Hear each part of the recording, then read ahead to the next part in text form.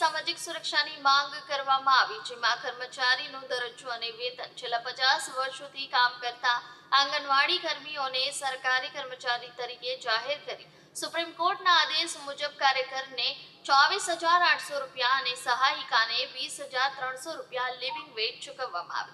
સામાજિક સુરક્ષાની વાત કરીએ તો આંગણવાડી કર્મીઓ માટે પીએફ, ઈએસઆઈ અને પેન્શન સહિતની સામાજિક સુવિધાઓ લાગુ કરવાની માંગ કરવામાં આવી હતી। અધિકારીઓનું શોષણ અને ધમકી બાબતે જણાવ્યું હતું કે આંગણવાડી બહેનો પાસે બાળકોના પોષણ સિવાયની બીએલઓ, આર્થિક વસ્તી ગણતરી અને અન્ય વધારાની કામગીરી કરવામાં આવે છે। જો બહેનો પ્રશ્નોની રજૂઆત કરે તો સ્ટેટ લેવલના અધિકારીઓ દ્વારા રાજીનામું મૂકી દેવાની ધમકીઓ આપવામાં આવે છે। નાસ્તા અને બિલની અનિયમિતતા મંડળીઓ કે એનજીઓ દ્વારા અપાતો નાસ્તો મેનુ મુજબ કે સારી ગુણવત્તાનો હોતો નથી। આ ઉપરાંત ગેસ, નાસ્તા તથા ઇન્સેન્ટિવના બિલો ઘણા જિલ્લાઓમાંથી આજ દિવસ સુધી બાકી છે, જેનો જલ્દી નિકાલ કરવા બાબતે માંગ કરવામાં આવી। આંગણવાડી કર્મચારીઓમાં આ તમામ બાબતોને લઈને ભારે રોષ વ્યાપ્યો છે અને તેઓ સરકાર પાસે વહેલામાં વહેલી તકે નિરાકરણ લાવવાની અપેક્ષા રાખી રહ્યા છે।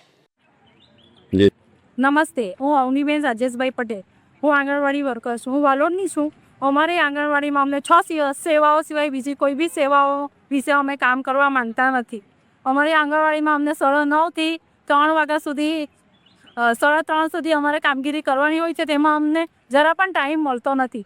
અમને 10,000 વેતન ચૂકવે છે, એમાંથી અમને કેવી રીતના મોંઘવારીમાં અમને ચાલી શકે? અમને ખૂબ તકલીફ પડે છે। અમારા છોકરાઓ ભણવાના હોય છે, અમારે ઘરની જવાબદારીઓ હોય છે। અમને 10,000માં ચાલતો નથી। અમારું વેતન અમને હાઈકોર્ટે ચુકાદો આપ્યો છે 24,800, તે અમને ચૂકવવા માટે ગુજરાત સરકારને ખૂબ વિનંતી। અસ્તુ। સ્ટેટ લેવલના અધિકારીઓ દ્વારા ધાકધમકી આપવામાં આવે છે, આ બધું શું કહેશો? રાજીનામું મૂકી દેવા છે। સ્ટેટ લેવલના અધિકારીઓ અમને કહે છે કે તમારે બધી જ કામગીરીઓ કરવાની રહેશે, પણ અમારે કરવી જ પડે। અમને ધમકી મળે છે કે તમને છૂટા કરી દેવાનો, પણ નોટિસ આપતો છે, તમને છૂટા કરવાનો અમારી પાસે અધિકાર છે। મારું નામ છે ચૌધરી કૈલાસબેન, આંગણવાડી કાર્યકર। હું ભારતીય મજદૂર સંઘમાં તાપી જિલ્લામાં અધ્યક્ષ તરીકે ફરજ બજાવું છું। આજે અમે એટલા માટે અહીંયા અમારા વિહારા તાપી જિલ્લામાં ભેગા થયેલા છે કે અમારા જે સરકારશ્રી એટલે કે હાઈકોર્ટનો ચુકાદો 24,800 ચૂકવવાનો વર્કરોનો અને હેલ્પરો માટે 20,300 આજ સુધી ચૂકવવામાં આવ્યા નથી।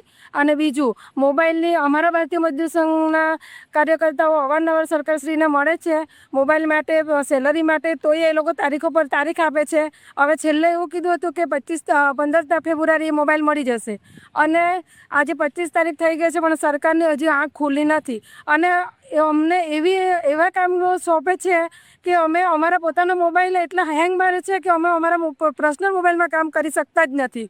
જેથી સરકારશ્રીને અમે એટલું જ એ જ વિનંતી કરીએ છીએ કે અમારા 24,800 વર્કરના અને 20,300 હેલ્પરના।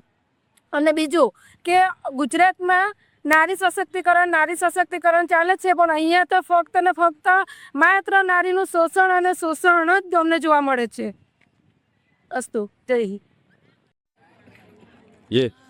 નમસ્કાર, મારું નામ સુરેન્દ્રસિંહ રાજ છે, સહસંગઠન મંત્રી સુરત વિભાગ।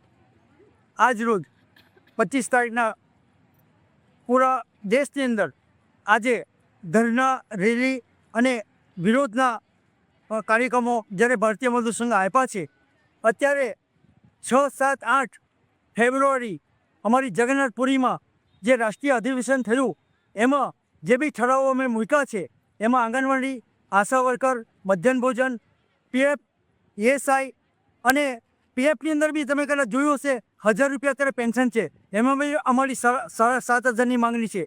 આ બહેનોના પ્રશ્નો, મધ્યાહન ભોજનના પ્રશ્નો, કામદારોના પ્રશ્નો, આ બધા પ્રશ્નો આવનાર દિવસમાં જે સરકાર અત્યારે કેન્દ્રની અને ગુજરાતની એ બંને બેરી થઈ ગઈ છે, એ લોકોને ખબર નથી। એ લોકોને એવું છે કે હવે અમારા વગર કોઈનો ઉદ્ધાર નથી, પણ સરકારો કાયમ રહેતી નથી, સરકારો અવારનવાર બદલાય છે, એ લોકોએ યાદ કરવું પડશે।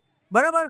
જે બહેનોનું તમે અત્યારે શોષણ કરી રહ્યા છો એટલું યાદ રાખજો કે એ શોષણ તમે આવનાર દિવસોમાં એનું સોલ્યુશન નહીં લાવો તો ગમે ત્યારે ચિત્ર બદલાશે, એમાં કોઈ મેં નહીં કરી શકે। ભારત માતા કી જય।